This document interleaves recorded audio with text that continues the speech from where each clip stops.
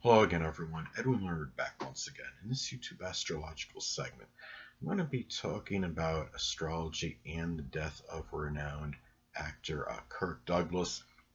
Now, Kirk Douglas, as many of you may have heard, has died recently. It was due to attributed to natural causes.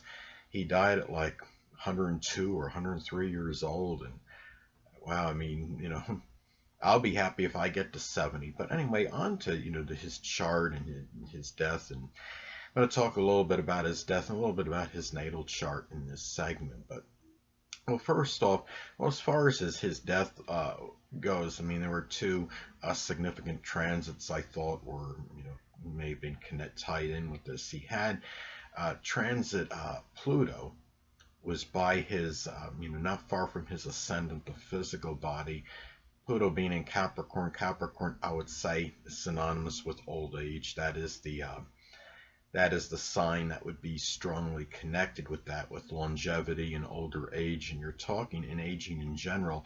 And he also had, I mean, transit Saturn there as well, and that's the planet, the sign connected with that in his 12th house of endings. And transit Pluto was not far from his natal north node in the 12th house of endings. So there's an indicator there at the same time. And when we're talking about when the north node is involved in transit, this could be connected with issues one may have to confront. And sadly, this was a issue associated with death, is how I see it now. And again, another transit involving the north node. This is the transit north node in Cancer. Hit his was very close proximity to his natal Pluto in Cancer, and I believe he died in the home. And again, you're talking about the North Node. It's about our future, about what destiny and issues one may have to confront. And it was very close to his natal Pluto, and of course, Pluto is connected with death. Now, thing that's very, astounding is the fact he lived so long. I believe he had Pluto and Saturn were both retrograde. Maybe he reversed the aging process. But I'm being flippant. A lot of people have that retrograde, Saturn and Pluto retrograde in their chart, and they certainly don't live as long as he did. He had, the only thing I really saw in his chart, which really it could be an indicator of his, living, as far as his great longevity goes. I mean, he had Jupiter, I believe, was making you might say even a trine to his sun in Sagittarius, I believe. And I mean, when you have good aspects with Jupiter and the sun is about our life and vitality. He had his sun in lucky Sagittarius, and Jupiter making a trine to it may have helped a little bit. I mean, that could be very auspicious and bring about certain fortune, be fortuitous for maybe living a little bit longer. That may have played some role as far as astrologically. But anyway, and also too in his chart as well. He had looking at this, I wanted to go back. I thought it was very interesting. Okay, he has the sun in Sagittarius, moon in Gemini, and an Aquarius ascendant. He played in some movie I believe called The Champion. It was about, according to Wikipedia, about an unscrupulous boxing hero. And it's interesting. I mean, sun in Sagittarius can mean the basic ones could be connected with sports. And then moon in Gemini, you're taking playing taking on another identity, of course through acting in this case.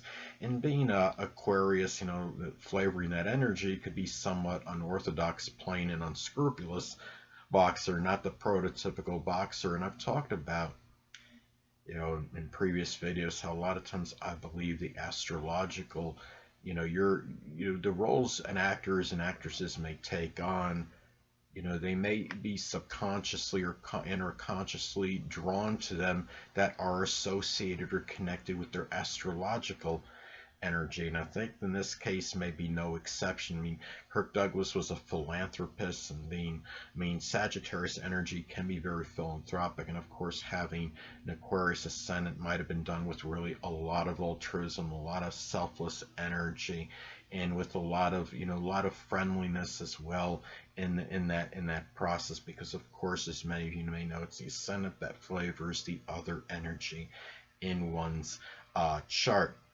Now, another thing was, sadly, I wanted to get to a transit he had on January 28th, 1996. Some of you may remember that Kirk Douglas had a stroke, and it affected his speaking at the time. I believe it did cause certain lifelong damage where he wasn't able to completely regain his full communication ability.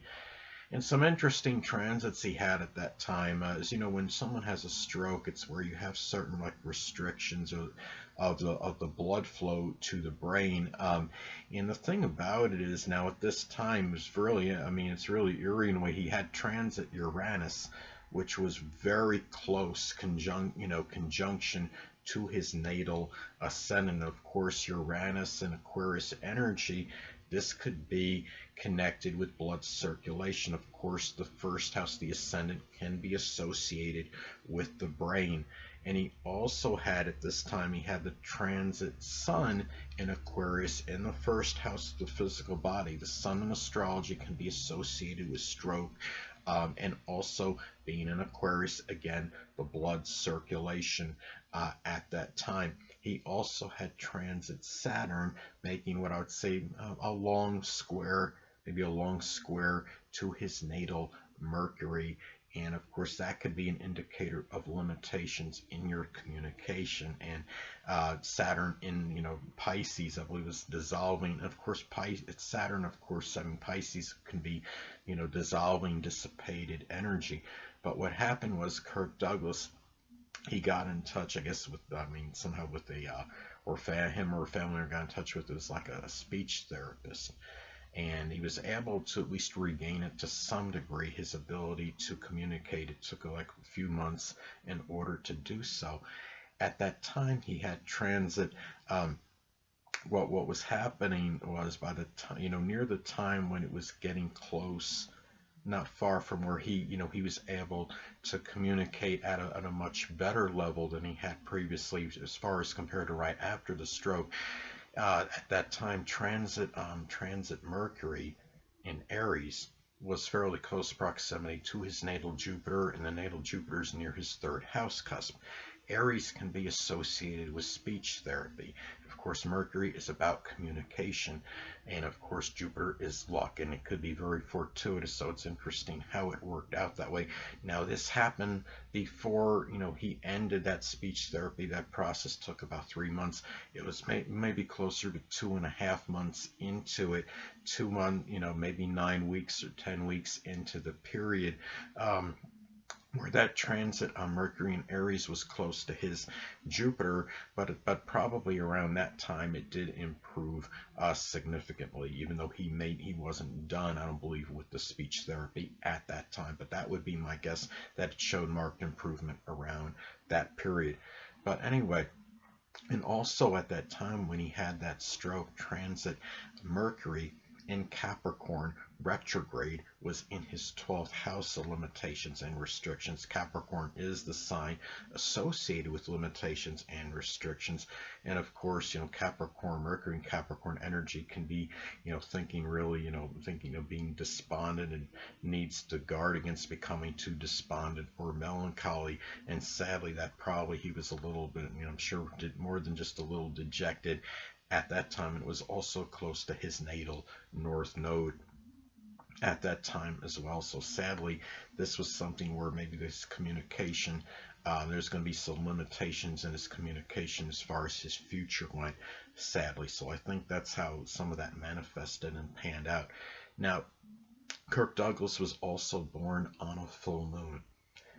And when you're born on a full moon, of course, your other energies, or astrological energies, could be intensified and amplified. Kirk Douglas had his Neptune in a close, it was made a conjunction to his natal Saturn.